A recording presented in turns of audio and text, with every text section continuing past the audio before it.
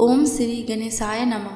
दोस्तों, पौष मास की आगे की कथा में आज सुनेंगे श्रीमद् भागवत महापुराण के द्वितीय स्कंद का 8वां अध्याय। इस अध्याय में जानेंगे राजा परीक्षित के विविध प्रश्न। राजा परीक्षित ने कहा, भगवान, आप वेद वेत्ताओं में श्रेष्ठ हैं। मैं आपसे यह जानना चाहता हूँ कि जब ब्रह्मा जी ने निर्गुण भगवान के गुणों का वर्णन करने के लिए नारद जी को आदेश दिया, तब उन्होंने किन किन को किस रूप में उपदेश दिया। एक तो अचिंतनीय शक्तियों के आश्रय भगवान की कथाएं ही लोगों का परम मंगल करने वाली है। दूसरे, देव ऋषि नारद का सबको भगवत दर्शन कराने का स्वभाव है। अवश्य ही आप उनकी बातें मुझे सुनाइए। महाभाग्यवान सुखदेव जी, आप मुझे ऐसा उपदेश दीजिए कि मैं अपने आसक्ति रहित मन को सर्वात्मा भगवान श्री कृष्ण में तन्मय करके अपना शरीर छोड़ सकूं। जो लोग उनकी लीलाओं का श्रद्धा के साथ नित्य श्रवण और कथन करते हैं, उनके हृदय में थोड़े ही समय में भगवान प्रकट हो जाते हैं। श्री कृष्ण कान के छिद्रों के द्वारा अपने भक्तों के भावमय हृदय कमल पर जाकर बैठ जाते हैं और जैसे शरद ऋतु जल का गंदलापन मिटा देती है, वैसे ही वे भक्तों के मनोमल का नाश कर देते हैं। जिसका हृदय शुद्ध हो जाता है, वह श्री कृष्ण के चरण कमलों को एक क्षण के लिए भी नहीं छोड़ता। जैसे मार्ग के समस्त क्लेशों में छूटकर घर आया हुआ पथिक अपने घर को नहीं छोड़ता, भगवान जीव का पंचभूतों के साथ कोई संबंध नहीं है, फिर भी इसका शरीर पंचभूतों से ही बनता है। तो क्या स्वभाव से ही ऐसा होता है अथवा किसी कारणवश? आप इस बात का मर्म पूर्ण रीति से जानते हैं। भगवान की नाभि से वह कमल प्रकट हुआ जिसमें लोकों की रचना हुई। यह जीव अपने सीमित अवयवों से जैसे परिच्छिन्न है, वैसे ही आपने परमात्मा को भी सीमित अवयवों से परिच्छिन्न सा वर्णन किया, जिनकी कृपा से सर्वभूत में ब्रह्मा जी प्राणियों की सृष्टि करती है, जिनके नाभि कमल से पैदा होने पर भी जिनकी कृपा से ही ये उनके रूप का दर्शन कर सके थे। वे संसार की स्थिति, उत्पत्ति और प्रलय के हेतु सर्वांतर्यामी और माया के स्वामी परम पुरुष परमात्मा अपनी माया का त्याग करके किस रूप से शयन करते हैं। पहले आपने बताया था कि विराट पुरुष के अंगों से लोक और लोकपालों की रचना हुई, और फिर यह भी बताया कि लोक और लोकपालों के रूप में उसके अंगों की कल्पना हुई। इन दोनों बातों का तात्पर्य क्या है? महाकल्प और उनके अंतर्गत अवान्तर कल्प कितने हैं? भूत, भविष्य और वर्तमान काल का अनुमान किस प्रकार किया जाता है? क्या दयाभिमानी जीवों की आयु भी बंधी हुई है? ब्राह्मण श्रेष्ठ काल की सूक्ष्म गति, त्रुटि आदि का स्थूल गति, वर्ष आदि किस प्रकार से जानी जाती हैं? विविध कर्मों से जीवों की कितनी और कैसी गतियाँ होती है? देव, मनुष्य आदि योनियों सत्व, रज, तम इन 3 गुणों के फलस्वरूप ही प्राप्त होती है। उनको चाहने वाले जीवों में से कौन कौन किस किस योनि को प्राप्त करने के लिए किस किस प्रकार से कौन कौन कर्म स्वीकार करते हैं? पृथ्वी, पाताल, दिशा, आकाश, ग्रह, नक्षत्र, पर्वत, नदी, समुद्र, द्वीप और उनमें रहने वाले जीवों की उत्पत्ति कैसे होती है? ब्राह्मण का परिमाण भीतर और बाहर दोनों प्रकार से बताइए। साथ ही महापुरुषों के चरित्र, वर्ण आश्रम के भेद और उनके धर्म का निरूपण कीजिए। युगों के भेद, उनके परिमाण और उनके अलग अलग धर्म तथा भगवान के विभिन्न अवतारों के परम आश्चर्यमय चरित्र भी बताइए। मनुष्यों के साधारण और विशेष धर्म कौन से हैं? विभिन्न व्यवसाय वाले लोगों के, राजश्रियों के और विपत्ति में पड़े हुए लोगों के धर्म का भी उपदेश कीजिए। तत्वों की संख्या कितनी है? उनके स्वरूप और लक्षण क्या है? भगवान की आराधना की और अध्यात्म योग की विधि क्या है? योगेश्वरों को क्या क्या ऐश्वर्य प्राप्त होते हैं तथा अंत में उन्हें कौन सी गति मिलती है? योगियों का लिंग, शरीर किस प्रकार भंग होता है? वेद, उपवेद, धर्म, शास्त्र, इतिहास और पुराणों की उत्पत्ति, स्थिति और प्रलय कैसे होता है? बावली, कुआं खुदवाना आदि स्मार्त यज्ञ, यज्ञादि वैदिक एवं काम्य कर्मों की तथा अर्थ, धर्म, काम के साधनों की विधि क्या है? प्रलय के समय जो जीव प्रकृति में लीन रहते हैं, उनकी उत्पत्ति कैसे होती है? पाखंड की उत्पत्ति कैसे होती है? आत्मा के बंध मोक्ष का स्वरूप क्या है और वह अपने स्वरूप में किस प्रकार स्थित होता है। भगवान तो परम स्वतंत्र है, वे अपनी माया से किस प्रकार क्रीड़ा करते हैं और उसे छोड़कर साक्षी के समान उदासीन कैसे हो जाते हैं। भगवान, मैं यह सब आपसे पूछ रहा हूँ, मैं आपकी शरण में हूँ। महामुने, आप कृपा करके क्रमशः इनका तात्विक निरूपण कीजिए। इस विषय में आप स्वयंभू ब्रह्मा के समान परम प्रमाण हैं। दूसरे लोग तो अपनी पूर्व परंपरा से सुनी सुनाई बातों का ही अनुष्ठान करते हैं। ब्राह्मण, आप मेरी भूख प्यास की चिंता ना करें। मेरे प्राण कुपित ब्राह्मण के श्राप के अतिरिक्त और किसी कारण से निकल नहीं सकते, क्योंकि मैं आपके मुखारविंद से निकलने वाली भगवान की अमृतमय लीला कथा का पान कर रहा हूँ। सूत जी कहते हैं, सौनक आदि ऋषियों, जब राजा परीक्षित ने संतों की सभा में भगवान की लीला कथा सुनाने के लिए इस प्रकार प्रार्थना की, तब श्री सुखदेव जी को बड़ी प्रसन्नता हुई। उन्होंने उन्हें वही वेद तुल्य श्रीमद् भागवत महापुराण सुनाया जो ब्रह्म कल्प के प्रारंभ में स्वयं भगवान के ब्रह्मा जी को सुनाया था। पांडु वंश शिरोमणि परीक्षित ने उनसे जो जो प्रश्न किए थे, वे उन सब का उत्तर क्रमशः देने लगे। श्रीमद् भागवत महापुराण के द्वितीय स्कंद का 8वां अध्याय समाप्त। अब सुनेंगे श्रीमद् भागवत महापुराण के द्वितीय स्कंद का 9वां अध्याय। इस अध्याय में जानेंगे ब्रह्मा जी का भगवत धाम दर्शन और भगवान के द्वारा उन्हें चतुर्श्लोकी भागवत का उपदेश। श्री सुखदेव जी कहते हैं, परीक्षित, जैसे स्वप्न में देखे जाने वाले पदार्थों के साथ उसे देखने वाले का कोई संबंध नहीं होता, वैसे ही देहादि से अतीत अनुभव स्वरूप आत्मा का माया के बिना दृश्य पदार्थों के साथ कोई संबंध नहीं हो सकता। विविध रूप वाली माया के कारण यह विविध रूप वाला प्रतीत होता है, और जब उसके गुणों में रम जाता हूँ तब यह मैं हूँ, यह मेरा है, इस प्रकार मानने लगता है। किंतु जब यह गुणों के क्षुब्ध करने वाले काल और मोह उत्पन्न करने वाली माया, इन दोनों से परे अपने अनंत स्वरूप में मोह रहित होकर रमन करने लगता है, तब आत्मा राम हो जाता है। तब यह मैं मेरा का भाव छोड़कर पूर्ण उदासीन गुणातीत हो जाता है। ब्रह्मा जी की निष्कपट तपस्या से प्रसन्न होकर भगवान ने उन्हें अपने रूप का दर्शन कराया और आत्म तत्व के ज्ञान के लिए उन्हें परम सत्य परमार्थ वस्तु का उपदेश दिया। वही बात मैं तुम्हें सुनाता हूँ। तीनों लोकों के परम गुरु आदिदेव ब्रह्मा जी अपने जन्म स्थान कमल पर बैठकर सृष्टि की इच्छा से विचार करने लगे, परंतु जिस ज्ञान दृष्टि से सृष्टि का निर्माण हो सकता था और जो सृष्टि व्यापार के लिए वांछनीय है, वह दृष्टि उन्हें प्राप्त नहीं हुए। एक दिन वे यही चिंता कर रहे थे कि प्रलय के समुद्र में उन्होंने व्यंजनों के 16वें एवं 21वें अक्षर त तथा प को तप इस प्रकार 2 बार सुना। परीक्षित, महात्मा लोग इस तप को इस वक्ता को देखने की इच्छा से चारों ओर देखा, परंतु वहाँ दूसरा कोई दिखाई नहीं पड़ा। वे अपने कमल पर बैठ गए और मुझे तप करने की प्रत्यक्ष आज्ञा मिली। ऐसा निश्चय कर और उसी में अपना हित समझकर उन्होंने अपने मन को तपस्या में लगा दिया। ब्रह्मा जी तपस्वियों से सबसे बड़े तपस्वी, उसका ज्ञान अमोघ है। उन्होंने एक समय 1,000 दिव्य वर्ष पर्यंत एकाग्र चित्त से अपने प्राण, मन, कर्मेंद्रिय और ज्ञानेंद्रियों को वश में करके ऐसी तपस्या की जिससे वे समस्त लोगों को प्रकाशित करने में समर्थ हो सके।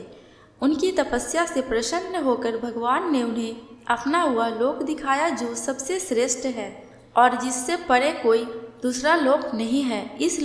उस लोक में किसी भी प्रकार के क्लेश, मोह और भय नहीं है। जिन्हें कभी एक बार भी उनके दर्शन का सौभाग्य प्राप्त हुआ है, वे देवता बार बार उनकी स्तुति करते रहते हैं। वहाँ रजोगुण, तमोगुण और इनसे मिला हुआ सत्व गुण भी नहीं है। वहाँ ना काल की दाल गलती है और ना माया ही कदम रख सकती है। फिर माया के बाल बच्चे तो जा ही कैसे सकते हैं। वहाँ भगवान के वे पार्षद निवास करते हैं जिनका पूजन देवता और दैत्य दोनों ही करते हैं। उनका उज्ज्वल आभा से युक्त श्याम शरीर सतदल कमल के समान कोल नेत्र और पीले रंग के वस्त्र से शोभायमान है। अंग अंग से राशि राशि सौंदर्य बिखरता रहता है। वे कोमलता की मूर्ति है। सभी के 4 भुजाएं हैं। वे स्वयं तो अत्यंत तेजस्वी है ही। मणि जटित सुवर्ण के प्रभा में आभूषण भी धारण किए रहते हैं। उनकी छवि मूंगे वैदूर्य मणि और कमल के उज्ज्वल तंतु के समान है। उनके कानों में कुंडल, मस्तक पर मुकुट और कंठ में मालाएं शोभायमान हैं। जिस प्रकार आकाश बिजली सहित बादलों से शोभायमान होता है, वैसे ही वह लोक मनोहर कामनियों की कांति से युक्त महात्माओं के दिव्य तेजों में विमानों से स्थान स्थान पर सुशोभित होता रहता है। उस वैकुंठ लोक में लक्ष्मी जी सुंदर रूप धारण करके अपनी विविध विभूतियों के द्वारा भगवान के चरण कमलों की अनेकों प्रकार से सेवा करती रहती है। कभी कभी जब वे झूले पर बैठकर अपने प्रियतम भगवान की लीलाओं का गायन करते रहती है, तब उनके सौंदर्य और सुरभि से उन्मत्त होकर भौरे स्वयं उन लक्ष्मी जी का गुणगान करने लगते हैं। ब्रह्मा जी ने देखा कि उस दिव्य लोक में समस्त भक्तों के रक्षक लक्ष्मीपति, यज्ञपति एवं विष्णुपति भगवान विराजमान है। सुनंद, नंद, प्रबल और अरहन आदि मुख्य रूप पार्षदगण उन प्रभु की सेवा कर रहे हैं। उनका मुख कमल प्रसाद मधुर मुस्कान से युक्त है। आंखों में लाल लाल डोरियां हैं, बड़ी मोहक और मधुर चितवन है। ऐसा जान पड़ता है कि अभी अभी अपने प्रेमी भक्त को अपना सर्वस्व दे देंगे। सिर पर मुकुट, कानों में कुंडल और कंधे पर पीताम्बर जगमगा रहे हैं। वक्ष स्थल पर एक सुनहरी रेखा के रूप में श्री लक्ष्मी जी विराजमान है और सुंदर चार भुजाएं हैं। वे एक सर्वोत्तम और बहुमूल्य आसन पर विराजमान है। पुरुष प्रकृति, महतत्व, अहंकार, मन, 10 इंद्रिय, शब्दादि 5 तन्मात्राएं और पंचभूत, ये 25 शक्तियाँ मूर्तिमान होकर उनके चारों ओर खड़ी है। समग्र ऐश्वर्य, धर्म, कीर्ति, श्री ज्ञान और वैराग्य, इन 6 नित्य सिद्ध स्वरूपभूत शक्तियों से वे सर्वदा युक्त रहते हैं। उनके अतिरिक्त और कहीं भी ये नित्य रूप से निवास नहीं करती। वे सर्वेश्वर प्रभु अपने नित्य आनंदमय स्वरूप में ही नित्य निरंतर निमग्न रहते हैं। उनका दर्शन करते ही ब्रह्मा जी का हृदय आनंद के उद्रेक से लबालब भर गया। शरीर पुलकित हो उठा, नेत्रों में प्रेमाश्रु झलक आए। ब्रह्मा जी ने भगवान के उन चरण कमलों में जो परमहंसों के निवृत्ति मार्ग से प्राप्त हो सकते हैं, सिर झुकाकर प्रणाम किया। ब्रह्मा जी के प्यारे भगवान अपने प्रिय ब्रह्मलोक को प्रेम और दर्शन के आनंद में निमग्न, शरणागत तथा प्रजा सृष्टि के लिए आदेश देने के योग्य देखकर बहुत प्रसन्न हुए। उन्होंने ब्रह्मा जी से हाथ मिलाया तथा मंद मुस्कान से अलंकृत वाणी में कहा। श्री भगवान ने कहा, ब्रह्मा जी, जीव के समस्त कल्याणकारी साधनों का विश्राम पर्यवसान मेरे दर्शन में ही है। तुमने मुझे देखे बिना ही उस सूने जल में मेरी वाणी सुनकर इतनी घोर तपस्या की है। इसी से मेरी इच्छा से तुम्हें मेरे लोक का दर्शन हुआ है। तुम उस समय सृष्टि रचना का कर्म करने में व्यस्त हो रहे थे। इसी से मैंने तुम्हारे तपस्या का मेरा करने की आज्ञा दी थी, क्योंकि निष्पाप तपस्या मेरा हृदय है और मैं स्वयं तपस्या का आत्मा हूँ। मैं तपस्या से ही इस संसार की सृष्टि करता हूँ, तपस्या से ही इसका धारण पोषण करता हूँ और फिर तपस्या से ही इसे अपने में लीन कर लेता हूँ। तपस्या मेरी एक दुर्लभ शक्ति है। ब्रह्मा जी ने कहा, भगवान, आप समस्त प्राणियों के अंतःकरण में साक्षी रूप से विराजमान रहते हैं।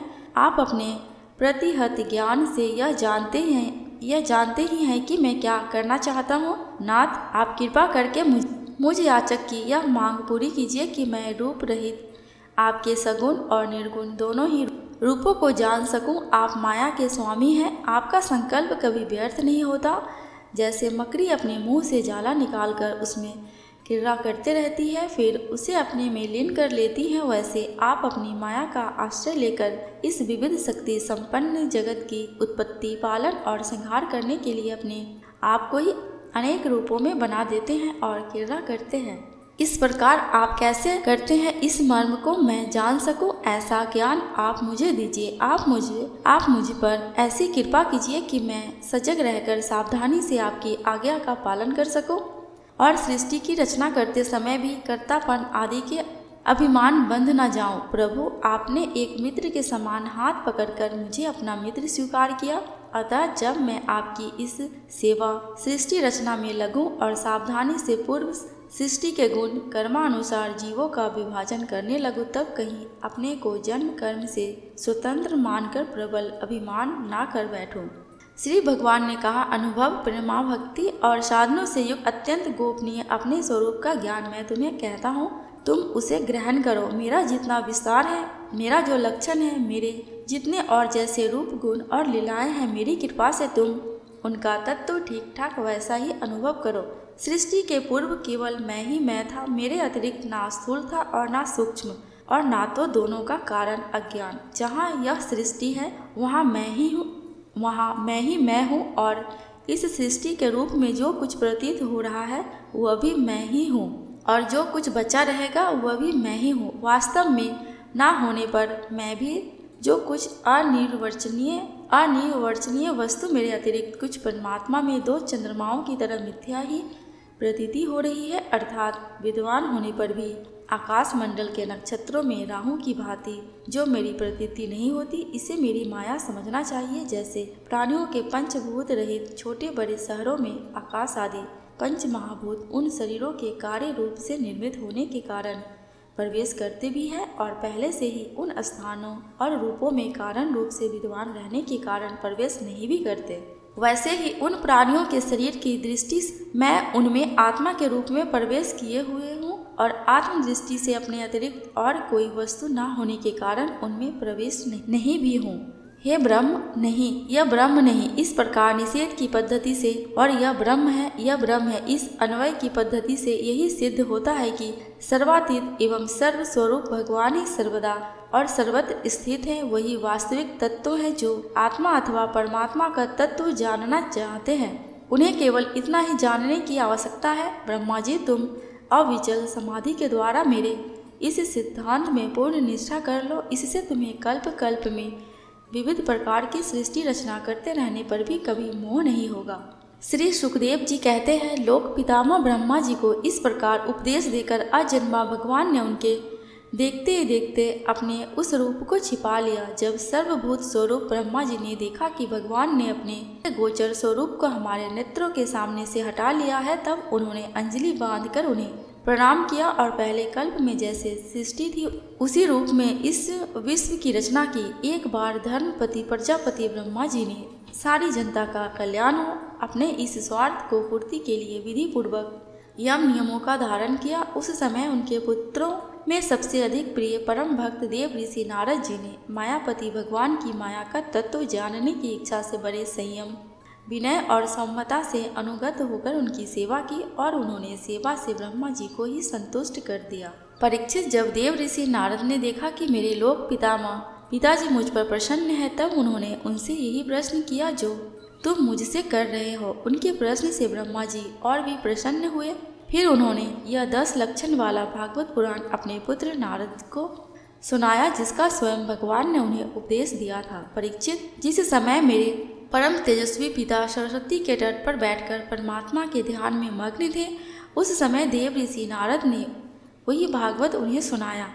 तुमने मुझसे जो यह प्रश्न किया है कि विराट पुरुष से इस जगत की उत्पत्ति कैसे हुई, तथा दूसरे भी जो हास्य प्रश्न किए हैं, उन सब का उत्तर मैं उसी भागवत पुराण के रूप में देता हूँ। श्रीमद् भागवत महापुराण के 2वें स्कंद का 9वां अध्याय समाप्त। आगे की अध्याय दूसरी कथा में सुनेंगे। दोस्तों, कमेंट बॉक्स में भगवान श्री कृष्ण, भगवान विष्णु की जयकारा लगाना बिल्कुल भी मत भूलना।